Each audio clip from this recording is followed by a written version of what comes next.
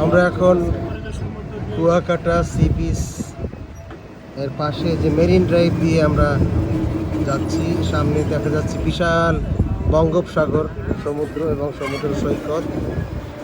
আমরা এখন যাচ্ছি সমুদ্র সৈকতের পাশ দিয়ে মেরিন ড্রাইভ দিয়ে the empire way hotel and resort property লিমিটেডের 5 স্টার হোটেল প্রজেক্টে। আমরা পিছনে দেখা যাচ্ছে রাস্তা Marine Drive. Thank you so very much.